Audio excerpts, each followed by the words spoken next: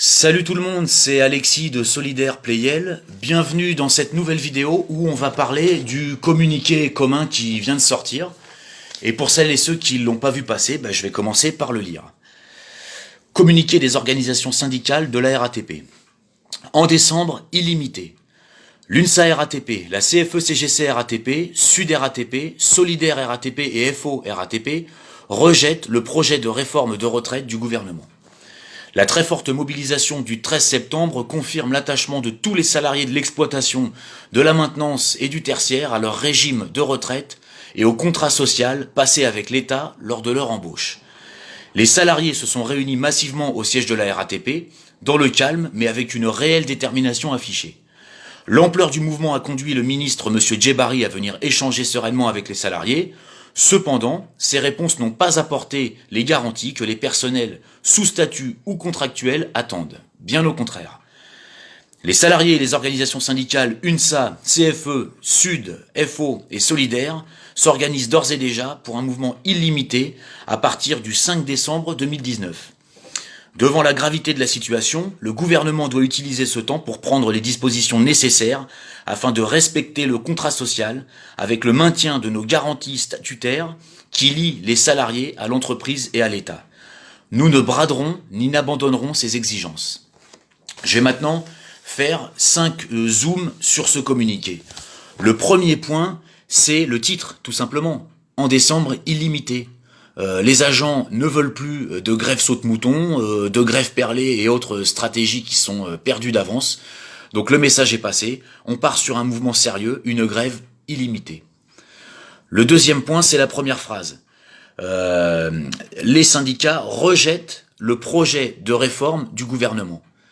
Ça veut dire que oui, les agents sont attachés à leur statut, sont attachés à leur régime spécial de retraite, mais ils ont conscience que le projet du gouvernement, c'est une réforme qui va impacter tout le monde. C'est une réforme sociétale.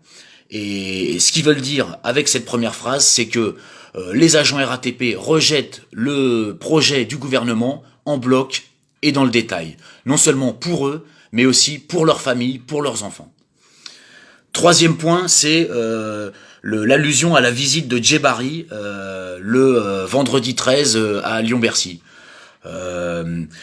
Pourquoi est-ce que le communiqué fait allusion à ça ? C'est parce que c'est une opération d'enfumage, une opération de communication. C'est un peu dans la lignée du calendrier soi-disant de négociation annoncé par Édouard Philippe le 12 septembre.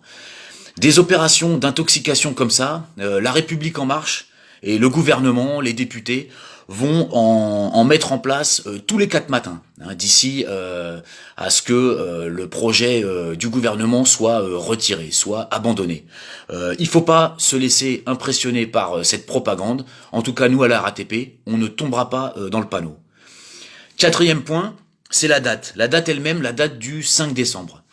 Ça laisse 2 mois et demi aux agents RATP pour préparer cette difficile bataille, mais ça laisse aussi 2 mois et demi aux autres secteurs, peut-être pour se concerter, pour essayer de nous rejoindre.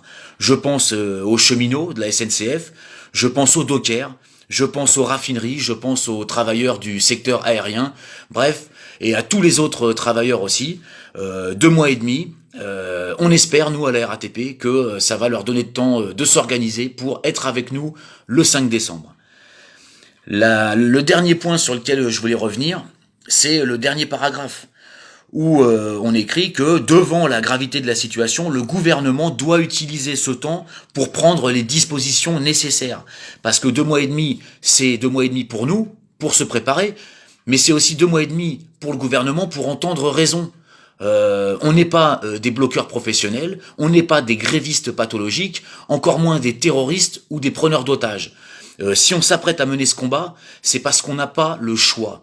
La différence, c'est que le gouvernement, lui, il a le choix. Il peut éviter le blocage, il peut éviter le conflit, et ces 2 mois et demi, c'est aussi une porte de sortie pour le gouvernement. Voilà, je peux pas terminer cette vidéo sans dire un mot d'un sujet dont tout le monde parle depuis la sortie de ce communiqué, c'est l'absence de certaines organisations syndicales. Bon, il faut pas paniquer. Je le dis à ceux qui appartiennent aux organisations syndicales qui sont signataires du communiqué. Je le dis aussi aux copines et aux copains qui appartiennent à des syndicats qui ne sont pas pour l'instant signataires. Pas de panique. Il doit y avoir peut-être des discussions en interne ou des discussions entre ces syndicats et leur hiérarchie syndicale nationale. Je ne doute pas que rapidement, tous les syndicats de la RATP rejoindront cet appel à la grève illimitée pour le 5 décembre. Je ne peux pas croire qu'à la RATP, il y ait des syndicats qui soient favorables. Alors, je parle des vrais syndicats, je parle pas de la CFDT, évidemment. Je parle des vrais syndicats. Je ne peux pas croire qu'à la RATP, il y ait des syndicats qui soient favorables au système de retraite par points. Alors, pas de panique, on a 2 mois et demi, tout va se mettre en place, et je ne doute pas que le 5 décembre, on sera tous ensemble pour mener et pour gagner cette bataille des retraites. Voilà, cette vidéo est terminée, à très bientôt, ciao.